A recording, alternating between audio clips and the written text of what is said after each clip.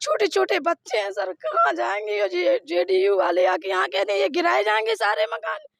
क्यों गिराए जाएंगे जब हम लोगों के पास पक्के कागज है, रजिस्ट्री है सर, हम बिजली का बिल देते हैं।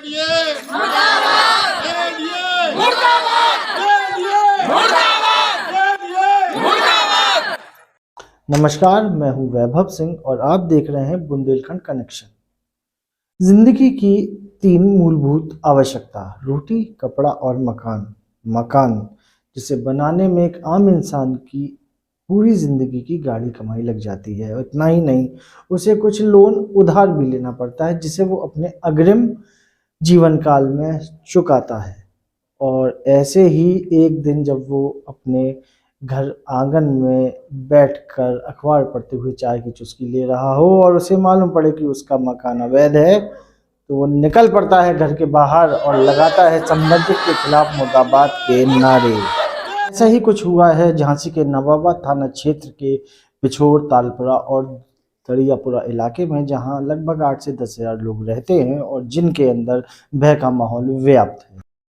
एक दिन जेडीए की टीम वहां पहुंचती है और सर्वे कर रही होती है। जब लोग वहां पूछते हैं कि ये क्या चल रहा है, तो टीम बताती है कि वहां ये सर्वे चल रहा है कि कौन कौन से मकान हरित पट्टी में आते हैं और बाद में वही मकान ध्वस्त किए जाएंगे। अब अभी सर्वे पूरा नहीं हुआ है, लेकिन वहां लोगों में भय व्याप्त है और इसी के चलते लोग वहां के इकट्ठा हो पहुंचे जिलाधिकारी के पास और सौंपा है ज्ञापन। आइए जानते हैं पूरी रिपोर्ट। भाई साहब, मेरा नाम सूबेदार जेके दोहरे है। क्या समस्या है यहाँ की समस्या है, जो एनजीटी का कोर्ट आदेश आया हुआ है जो कि यहाँ की जनता के बिल्कुल खिलाफ है।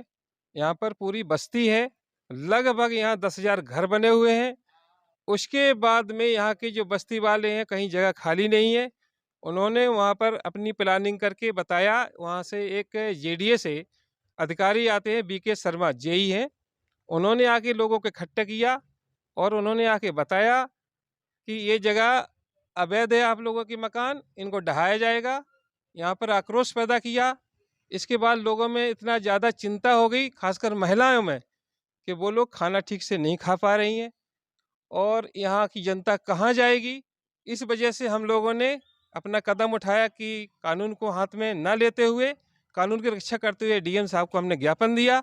आपका मेरा नाम है सुषमा वर्मा। आप इसी क्षेत्र की वासी हाँ हैं? जी, इसी क्षेत्र के निवासी। क्या समस्या, अब आप लोग क्या करेंगे?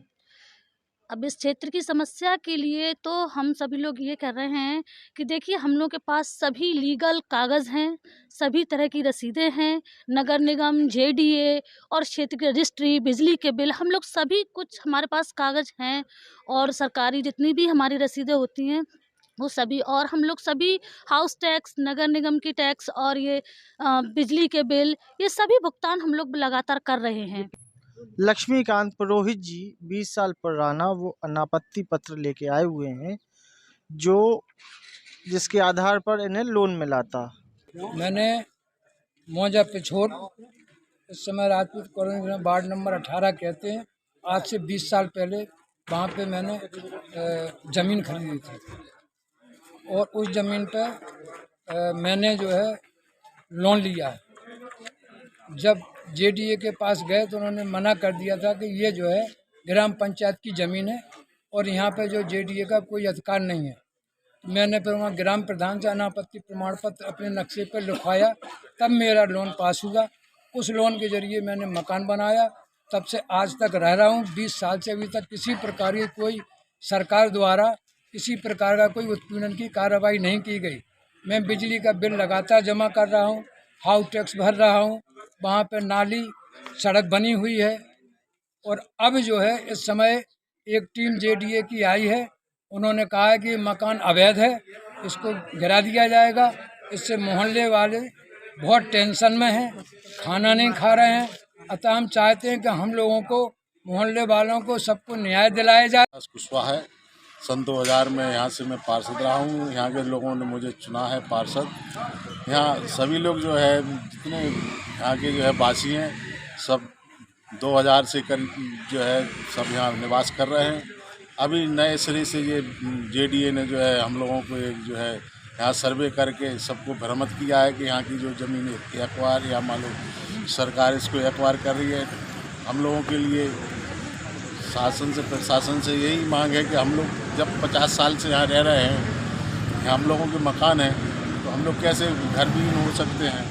हम लोगों की यथास्थिति जिस तरीके से है, जो भी जेडीए की प्रक्रिया है, जिसके अगर नक्शे ना हो पास तो वो हम लोग उसके लिए तैयार हैं। हम लोगों को जो है घर से जो है बेहीन नहीं किया जाए। मेरा नाम चंदा देवी है।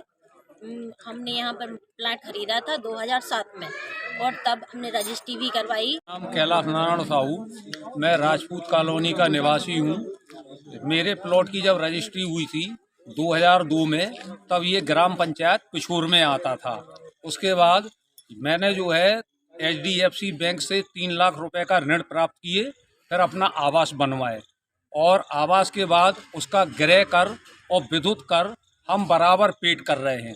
यदि इस प्रकार की चीज़ थी कि ये आवास ही नहीं है, तो मेरी मांग ये है कि प्रशासन ने फिर हमारा आवासीय शुल्क का सर्किल रेट क्यों लिया, ये उतना उसका नहीं है, या फिर हमें विद्युत कनेक्शन नहीं देना था, या हमारा गृह कर जो है नगर निगम को जो है नहीं जमा करना था।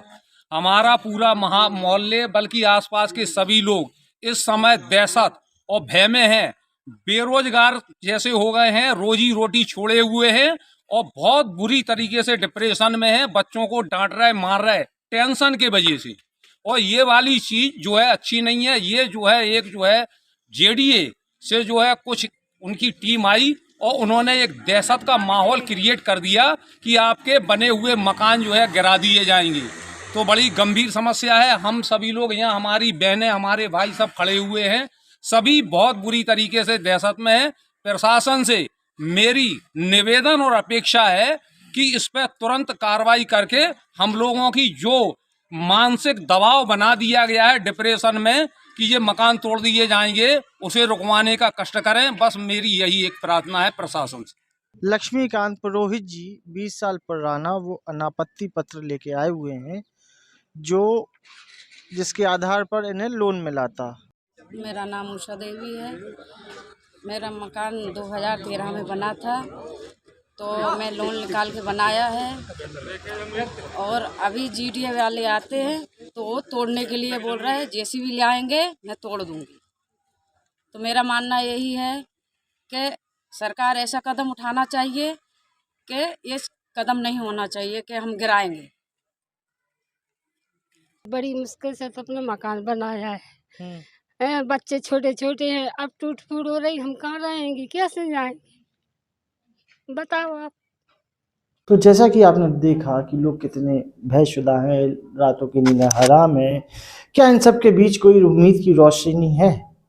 वैसे देखा जाए, दिल्ली हाई कोर्ट के 2019 के एक फैसले के अनुसार, जो केस का नाम है अजय माकन बनाम भारतीय संघ, उसमें उम्मीद की रोशनी नजर आती है, जिसमें एक विस्तृत फैसला दिया गया है कि किसी भी बस्ती को उजाड़ने से पहले उसके बसाने के क्या नियम होंगे।